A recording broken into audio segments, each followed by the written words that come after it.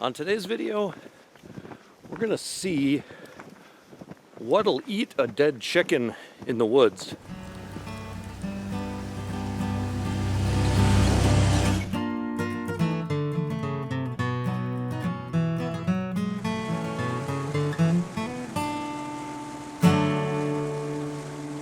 Hey there, outdoor YouTubers. Well, like I said earlier, we're gonna find out what kind of woodland animals like to eat dead chickens. About a week back, me and my wife drove partway into the deer camp, put out these dead chickens, put some game cameras over them. It has been a crazy winter here in Michigan's Upper Peninsula. We've got hardly any snow. It hasn't been that cold. It's just insane to think that I can even drive partway into my deer camp in the middle of February.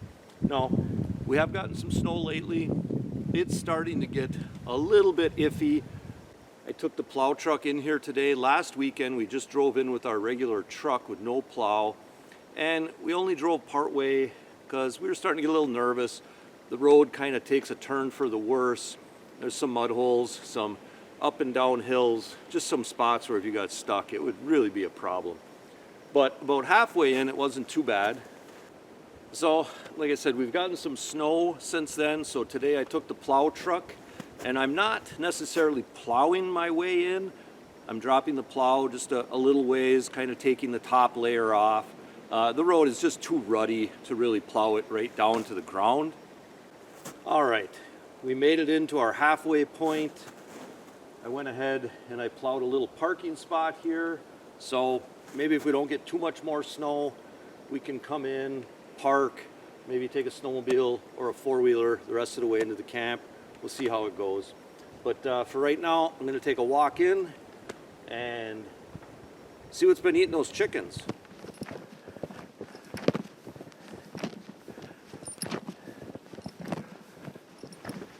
Well, there really hasn't been much activity past this point,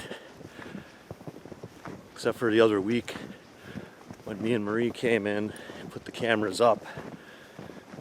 So, yeah, I didn't really want to try to drive further than this. Here we are at our cameras, and chickens were right there on that tree, and they're gone. So, should be something interesting. And since the chickens are gone, I'm just going to go ahead and pull the cameras.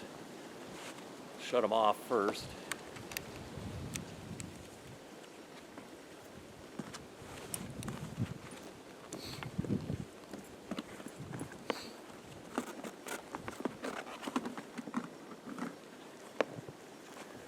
The other one? Yeah, there really isn't any fresh tracks here, but it doesn't mean a whole lot because we've gotten snow the last few days. And my guess is those chickens have been gone for a while. Okay, so these chickens that I hung up were just some of the chickens that we had at the house that died of unknown causes. So I thought I'd hang them in a tree, see what comes into them. And there's a picture of me, gives you a little bit of reference. That's one of the game cameras that I put up. As you can see, that's a white flash, so we do get color pictures with that one. And here's the other game camera, and it appears that there's a coyote kind of going back and forth beyond the chickens a little bit there. That'll give us kind of a reference to the size. I didn't get any coyote pictures with the other camera. It was only this angle. It kind of seems like the coyote didn't really come into the chicken.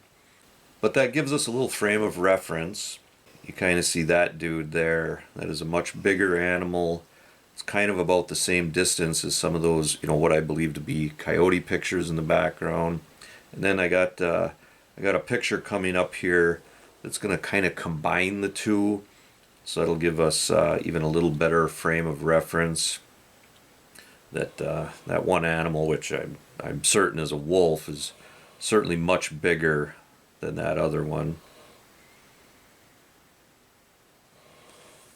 And here's some better pictures of that wolf. And like I said, I do have some better, color nighttime flash pictures coming up here in a minute on the other camera.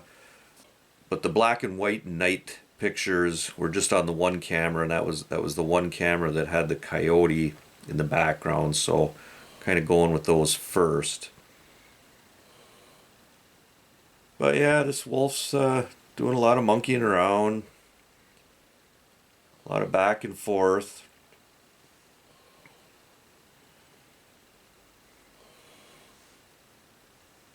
Certainly interested in those chickens, but he's trying to decide, or she's trying to decide whether to run up and grab them, and then eventually he kind of does.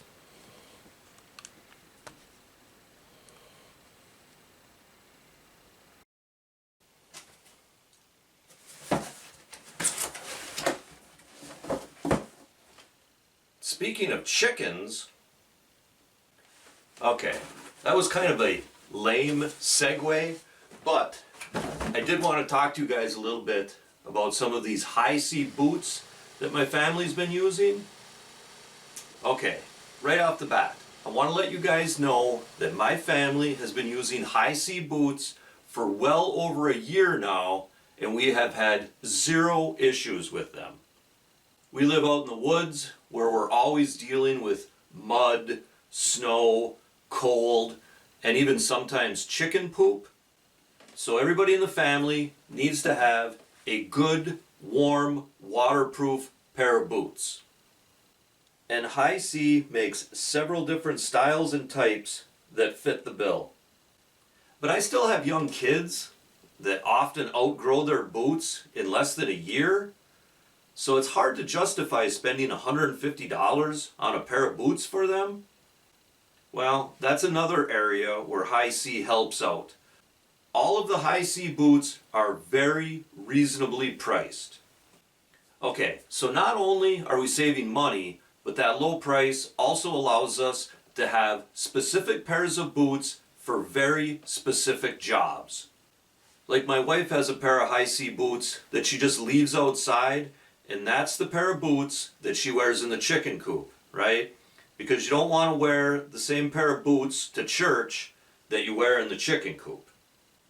Now, you may have noticed earlier in the video that my wife and I were both wearing a low-cut waterproof boot when we were first bringing those chickens out in the woods. Those were HISEA boots. In fact, it's actually the pair of boots that I have on right now.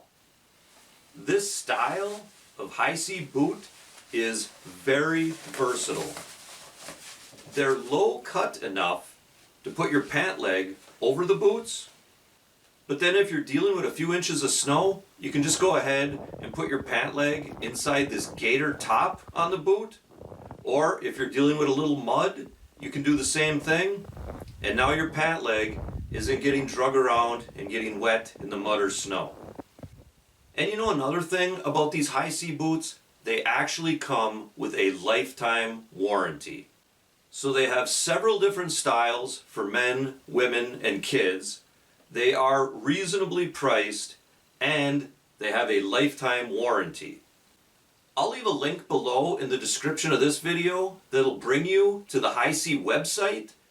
And if you use my discount code KPO15, you'll get another 15% off. And like I said earlier, we have been using these HISEA boots for well over a year now. This isn't just some unboxing ad for HISEA. They got a lot of different styles that my family likes.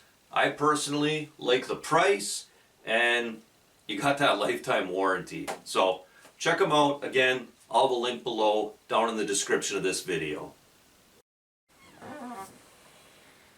Alright, now here are some of the color white flash night pictures. Right away we had some raccoons coming into the chickens.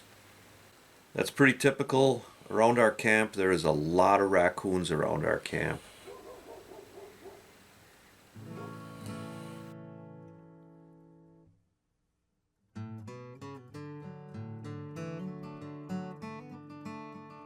And then here we have a fisher. That's another thing that's really not that uncommon out at our deer camp. Fisher's real curious, kind of sizing things up, trying to decide what to do. And then it was only an hour later that the wolf showed up after that fisher. So I don't know if the fisher got much of a meal. I think he waited too long to decide what to do when that wolf came along.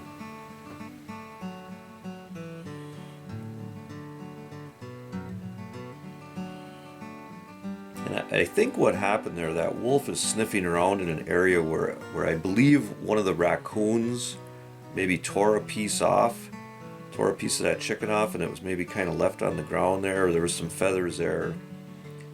But that wolf was pretty curious about that one spot. Not really sure what to do with those chickens.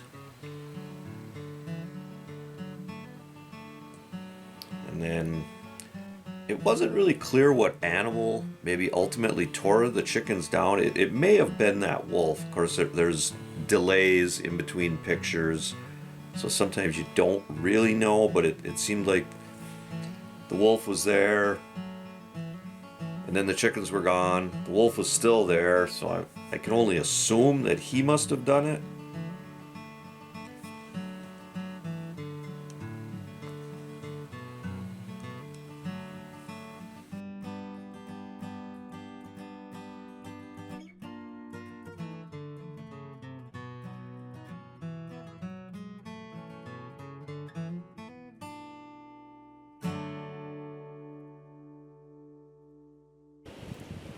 Well, there you go, guys. There's at least a partial answer to what eats a dead chicken in the woods.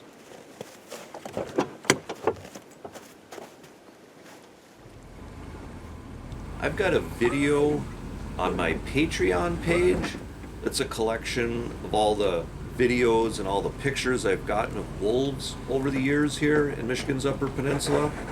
If you want to check that out, there's a link to my Patreon page in the description of this video. You can sign up and be a paid member if you want, but even if you just want to join as an unpaid member, there is actually a lot of free stuff there. So guys, let me know, what do you think about the wolf population in Michigan's Upper Peninsula? I know a lot of deer hunters aren't too happy about them being around. You know, I guess I would include myself in that. It certainly seems like there's quite a few more than just the 600 or so that they estimate. The DNR has an area on their website where you can report wolf sightings, and I went ahead and I reported this one. I'd like to get your feedback. I'd like to get your feedback on maybe some wolf experiences that you've had, or how often you see them, how often you get them on your game cameras, that sort of thing. So please leave some comments below and let me know what you think about the wolf population here in Michigan's Upper Peninsula. Eat shark. Very good. So guys, if you're interested in more videos about getting out and enjoying the great outdoors of Michigan's Upper Peninsula, be sure to check out the entire channel. And if you enjoy what you see, please consider liking and subscribing. And for bonus content, be sure to check out our Patreon page. A link to this page can be found in the description of this video. And also guys, remember to hunt, fish, laugh, repeat. Thanks for watching, and God bless.